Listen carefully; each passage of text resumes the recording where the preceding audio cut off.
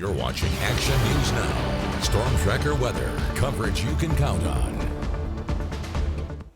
DC's iconic cherry blossoms have reached peak bloom. Peak bloom is the sixth and final stage. It's the second earliest peak bloom, that is, for DC cherry blossoms this year. And now a live look over Lake Oroville this St. Patrick's Day. Just a great weekend for a walk or run along the water. Hopefully you were able to get out and about. Meteorologist Howie Gordon is here now with your forecast. And Howie, it sounds like we're shaping up for a pretty good week ahead. Well, what we've had the last few days, Chloe, is going to hold serve for another few. Now, there are changes later in the week. We'll talk about that. But for now, that's right, we are getting to enjoy beautiful, it's still winter, beautiful spring-like weather in advance. So paid forward, but let's get right into it.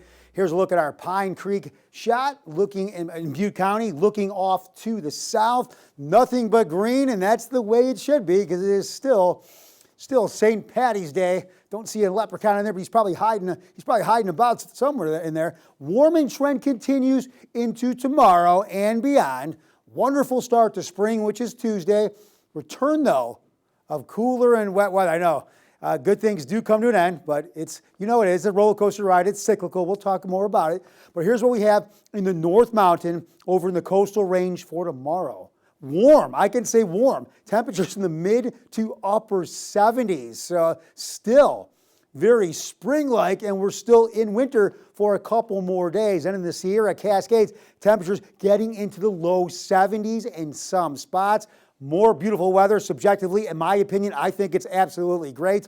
And then on the ridge in the foothills, temperatures again in some spots warming into the mid 70s. Now a little chilly overnight in the valley, but winds on the lighter side in the North Valley. But here's what we got. We're flirting with 80 degrees once again. Reading in the mid 80s for today. That could do its thing again for tomorrow. Then in the Mid Valley, again, a little bit chilly.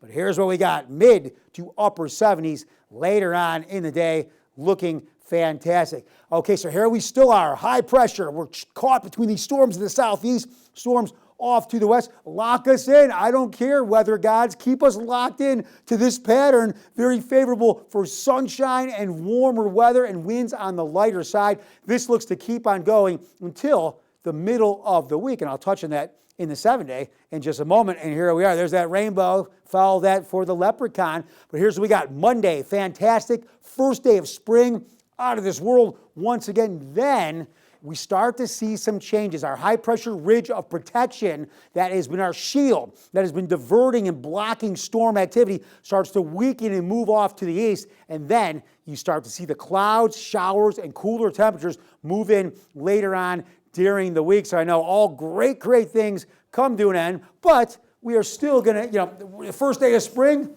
it's a sign of great things to come. But if you do want to follow more weather, you can download that at the App Store. That is Action News Now, and that is free with any Android and iPhone